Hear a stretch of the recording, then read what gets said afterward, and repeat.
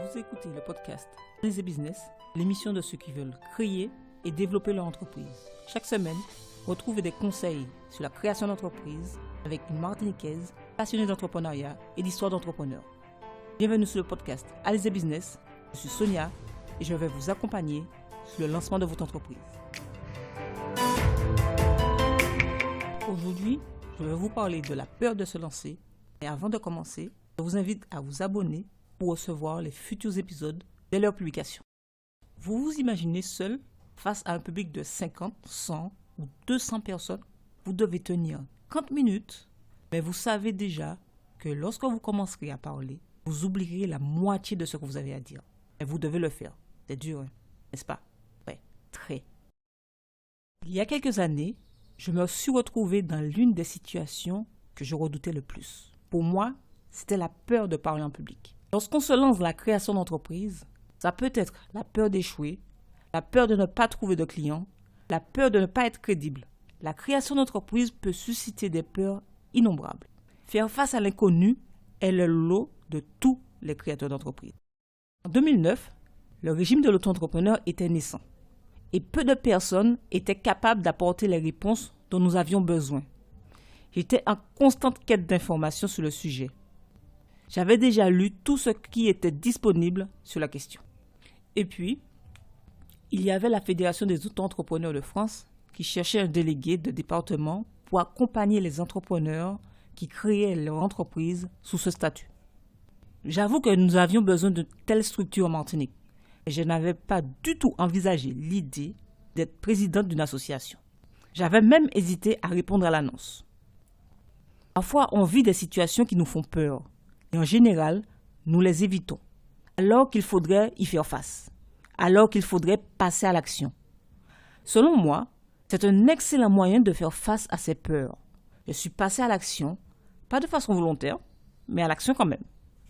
En fin de compte, j'avais répondu à l'annonce et trouvé d'autres entrepreneurs en croyant dur comme fer que je ne serais pas président, parce que quelqu'un d'autre l'aurait fait. Finalement, je me suis retrouvée trésorière, puis présidente. Et depuis, j'ai fait de la prise de parole en public, participé à des réunions d'information, à des salons, à des rencontres d'entrepreneurs. Et à chaque invitation, j'avais la peur au ventre. Ma motivation était que j'allais évoluer et j'aidais les autres sur un sujet qui me passionne et que je maîtrise. Entreprendre est un très beau projet que beaucoup d'entre nous envisagent. Mais peu osent sauter le pas par peur. Je crois que cette peur est nourrie par le manque d'action. La meilleure manière de dépasser ces peurs, c'est de passer à l'action. Il y a une chose que j'ai apprise en dépassant ma peur.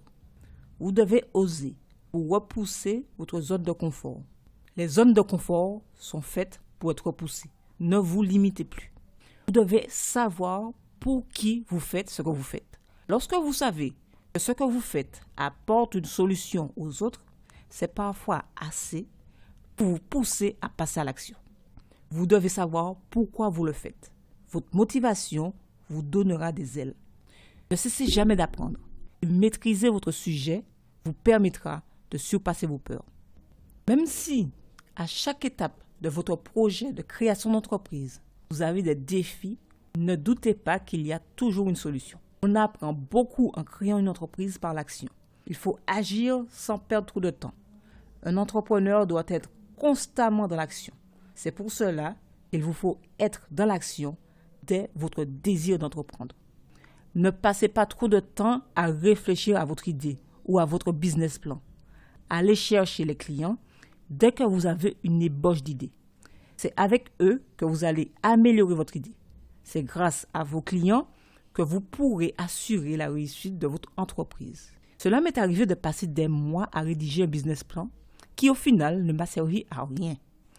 La meilleure logique pour entreprendre est d'aller chercher le client, c'est-à-dire passer à l'action. Franchement, si je n'avais pas accepté ce poste, aurais-je connu une telle évolution?